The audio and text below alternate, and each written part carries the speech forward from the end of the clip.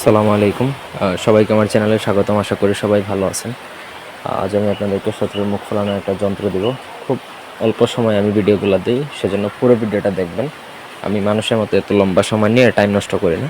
যাই হোক, ব্যক্তিগত যে কোনো প্রয়োজন বা যে কোনো কাজের জন্য স্ক্রিনে দেওয়া নাম্বারে সরাসরি ফোনে বা হোয়াটসঅ্যাপে যোগাযোগ করে যে কোনো কাজ করাতে পারবেন। দেশে বা দেশের বাইরে থেকে স্ক্রিনে দেওয়া নাম্বার আছে, সেই নাম্বারে যোগাযোগ করবেন। তো স্ক্রিনে দেখুন একটা বাংলা নকশা দেওয়া আছে, খুবই ছোট এবং খুবই সহজ, যে কেউ লিখতে পারবে। যেটা আপনাকে রবিবার দিন তিল অথবা শসা, তিলের তেল দিয়ে লিখলে সব থেকে বেটার হয়। কাগজের মধ্যে লিখবেন, লোহার কলম দ্বারা, লোহার কলম ওই তেলের মধ্যে ডুবাবেন, ডুবিয়ে আপনাকে নকশাটা লিখবেন। প্রথমত রবিবার দিন লেখার পর ওই সেই শত্রুর নাম সহকারে লিখবেন। সে ছেলে হলে তার বাবার নাম, মায়ের নাম, এগুলো ইত্যাদি লিখবেন। লেখার পরে আপনাকে সেটা মাটিতে পুঁতে দিবেন।